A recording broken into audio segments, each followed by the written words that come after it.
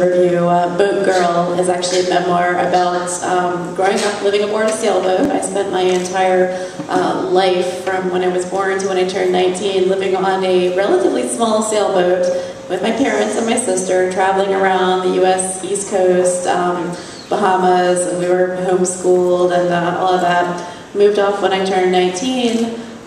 Went to college, and then bought my own boat, lived aboard that while I was in grad school down in Miami. So the book is about all of that. Boat Kid is actually the PG version of it. A lot of people were asking, hey, is Boat Girl appropriate for my 12-year-old? And when I read what I'm going to read tonight, you know, the answer was maybe not. But Boat Kid is basically the young adult, middle grades version of Boat Girl. So, all right.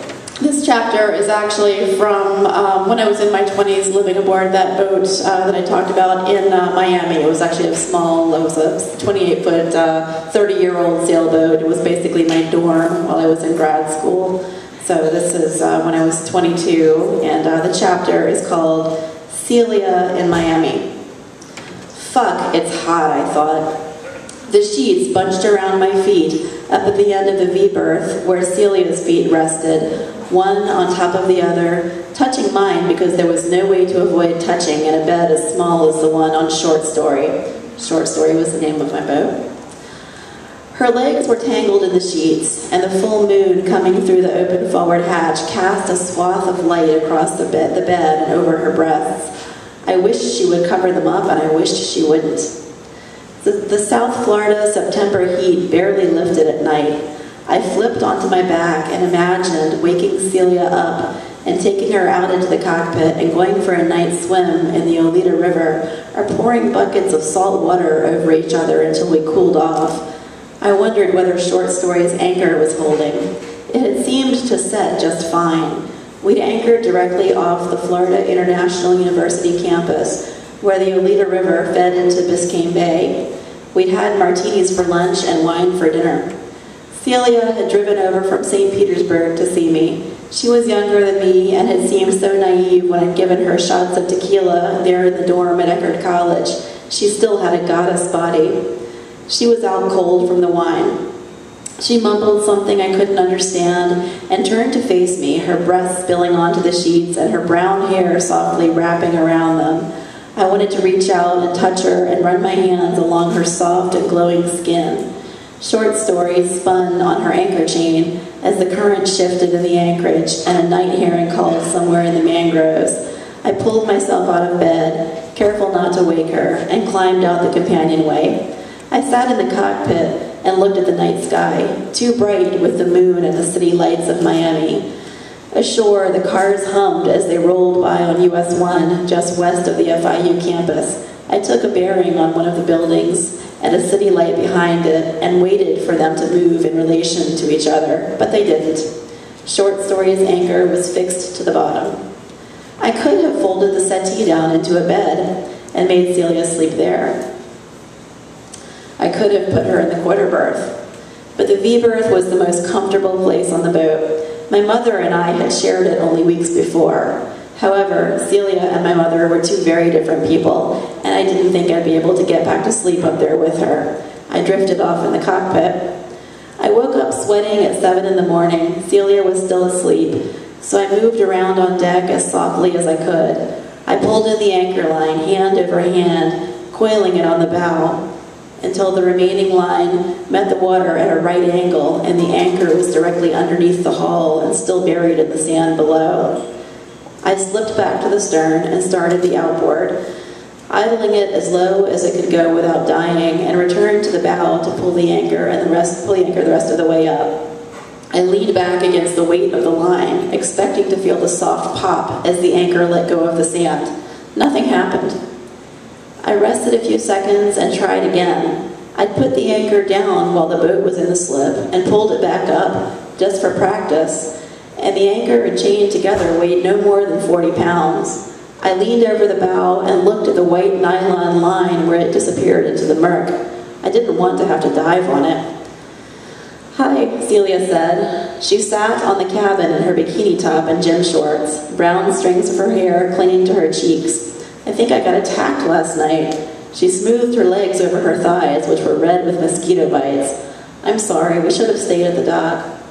No, I'm glad we got to take the boat out. She cupped her hand over her mouth and yawned. I feel like I know you a lot better now. I've seen you doing what you do best and what you love to do, and it's beautiful. We're stuck, I said. I can't get the anchor up. I'm sure you can. I braced my legs against the bow pulpit and pulled again, stretching the line so tight I wondered if it would snap. After a few more yanks, it gave a few inches and I could see the chain where it was spliced to the nylon.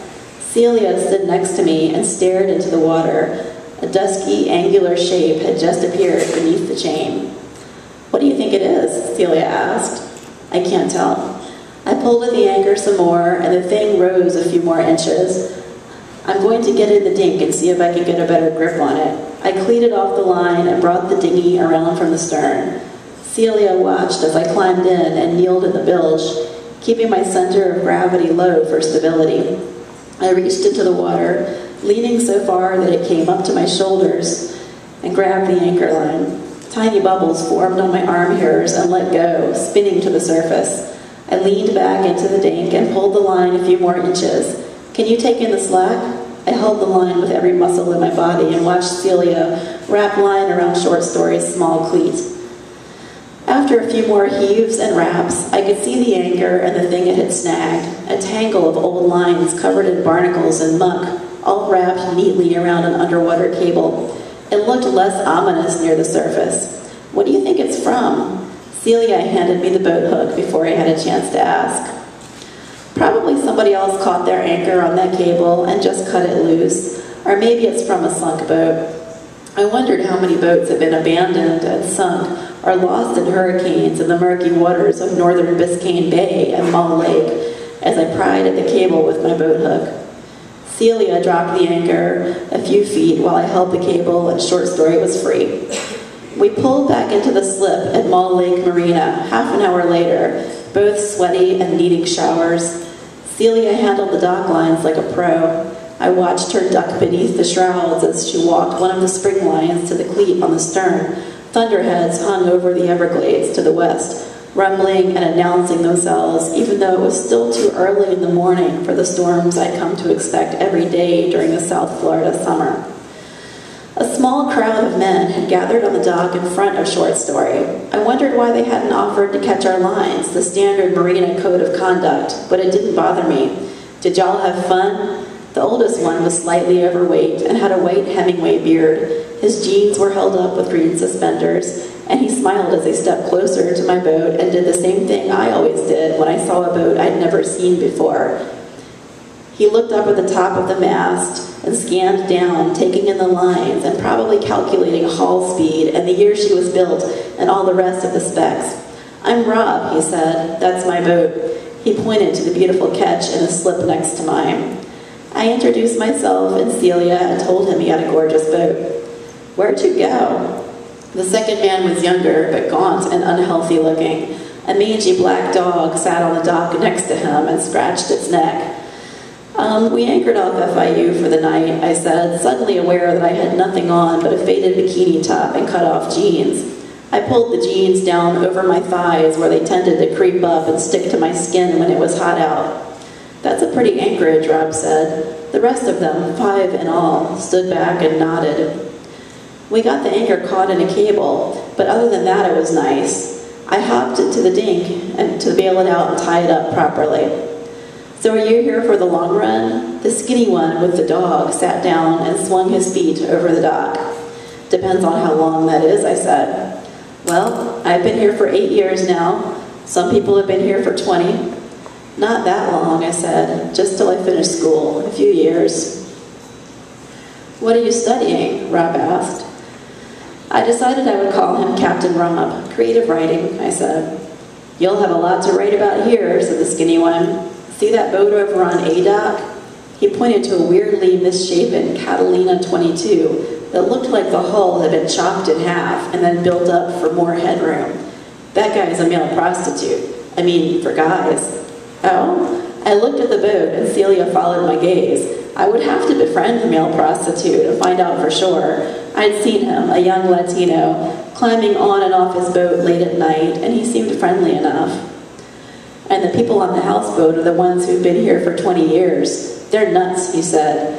"But most everyone on this dock is okay. This is the high-class neighborhood." "That's why they stuck you over on C," Captain Rob said.